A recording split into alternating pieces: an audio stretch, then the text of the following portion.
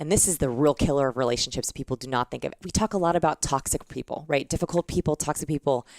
But actually the killer is Van Sloan did a really interesting research experiment with teenagers. And he found, well, can you guess what makes the most popular kids popular? Like, what is it? It could be anything from attractiveness to clothing to the way they talk. If you had to guess. Listeners guess too. What makes a popular person popular? Yes. Their confidence? I don't know. They're outgoing. Okay, I would have guessed outgoing. That's Yeah. exactly what I would have guessed. Yeah. Like extroverted, talkative, which was like, I was like, oh, please don't let it be that. So first of all, it wasn't attractiveness, which I think Yes. is very important for people to keep in mind. It wasn't the most beautiful girls or the hottest guys. What it was is the most popular kids also liked the most people. That makes sense. And like now that I heard that, which is exactly what you just said. As opposed to just 5 people. They like, right. So everyone. Yes, exactly. It's like what he found is that the most popular kids, when they were asked, who do you like? They had the longest list. Wow. And that also meant that they were liked by the most people. And this was measured by, typically, they smiled more in the hallways. So they would do you tell me if this is right. So men, when they see someone they know, they give the upward, hey, nice to see you, like it's like an acknowledgement. Versus if you don't know someone, but you want to acknowledge them, you give them the downward nod. Is that right?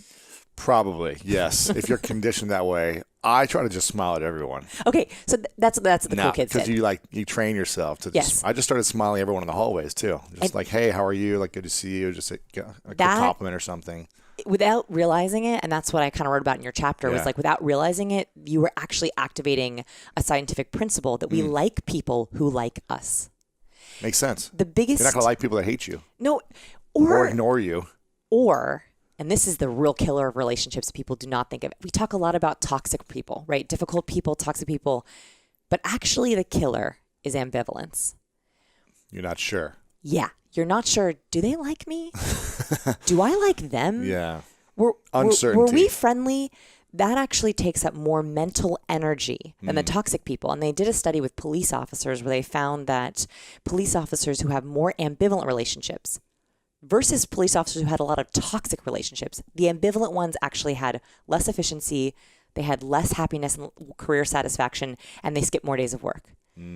That's because if someone's toxic, you don't want to sit with them at lunch. Yeah. You don't want to stop by their desk. It's clear. Yeah. Ambivalent, you're like, should I invite them to lunch? Right. Or it's no. not safe. You're like, unsure. Right. And I think that's the key word is safety.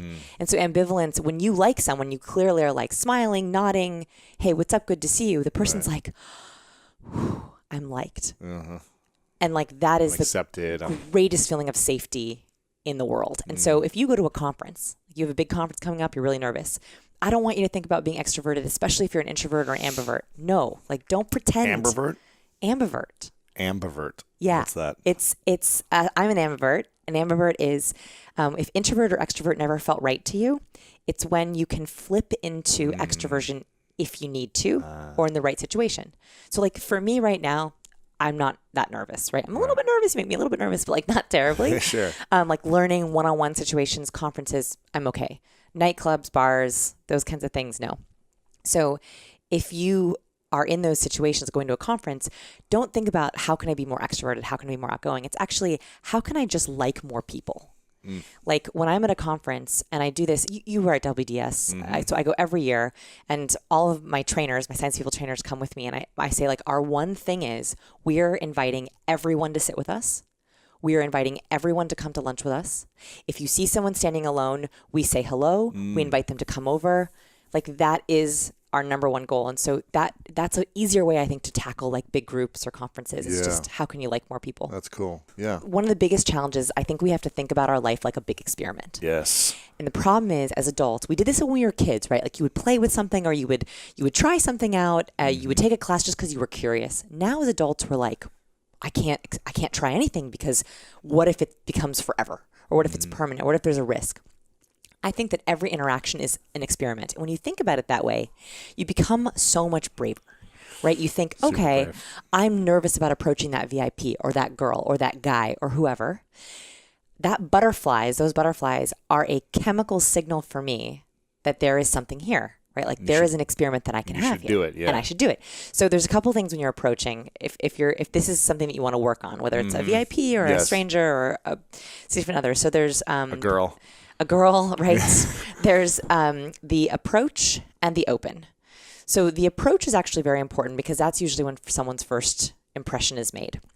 So when you're approaching someone, you want to signal a couple things. You want to first signal friend, not foe. So friend, right? Like, and I heard this last time. Yes, hands, the eyes. Hands. Perfect. First thing people look at is the hands. Yes, go listen to that episode if you didn't hear that. No, it's great. Yeah, the first thing, keep your hands out of your pockets. Hands out of your pockets, and hand first if you want to do a handshake or a hug.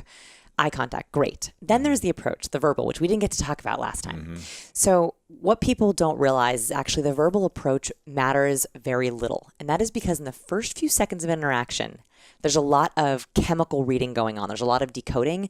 The verbal becomes sort of secondary. Doesn't matter. That's why the, hey, how are you, is one of the best openers you can do because it doesn't actually necessarily mean anything. Doesn't take brain power. It doesn't take a lot of brain power. The first question, however, is important.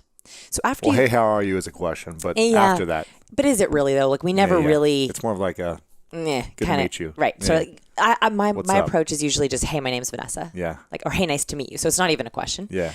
That first question though is when you want to have some kind of a spark. This is a way that you signal to someone else, this interaction is going to be different. Meaningful, interesting, unique. Fill in the blank, what your intention is for the social interaction. So you set up someone's response based on the kind of trigger that you ask. So for example, if you say, so what do you do? I'd be bored. You've signaled, I'd be like, peace. Yeah, you've signaled autopilot. Yeah. I don't really want to think deeply about this, and I'm judging you on what you do, which might or might not be true. Yeah. I would much prefer, and I call these conversation sparkers. These are these very dopamine producing. Dopamine is like a pleasure chemical that gets people excited. And you can actually do this with the words you use.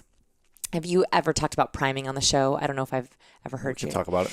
Yeah, like, so priming was one of those things that I had never thought about this way, but the words you use signal things for other people. So for example, if you say exciting, the other person immediately looks for hits, not misses. So if you say to someone, what are you most excited about lately? Right. They're immediately in their brain going to search for anything in their life that hits that. If you say, hey, have you been busy recently? They immediately then search for hits for busy. So that's actually a very powerful thing to know because your words dictate everything, including in emails, right? If you're sending an email to someone saying, hey, we're meeting on Friday, we're really crunched on time, I'm a little worried about getting everything done, so hopefully we can make it all happen. It seems stressful. You're actually cueing the person. To feel stress, worry, and crunched for time. Oh man, that sucks. Right. It's like anxiety, like, I got to do this now. And you are in control of it, like you're creating it. Whereas if you look at your emails, you're like, what am I priming with this email? Like, what am I asking them to search for in their brain? I'm so excited to meet with you on Friday. I can't wait to talk about all the topics we're going to go through. And I know that we're going to be super efficient. At ease, excited. Yeah. And like, boom, boom. Like you're going to try to get through each thing on your list. Yeah. So that same thing happens with that initial kind of big sparker. So, hey, I'm Vanessa. Good to meet you. Hopefully not how are you because it's not a real question. And then working on anything exciting recently, going on any big vacations. Hey, do you love this wine? This wine is pretty good, huh? Those are all ways that you're signaling, cueing what kind of interaction you want to have. And that sets yourself up for success. Yeah. Interesting. Thank you for watching this video. If you want more inspiring clips like this, make sure to click right here to subscribe and click right here to watch that next video that is specific to support you in your life.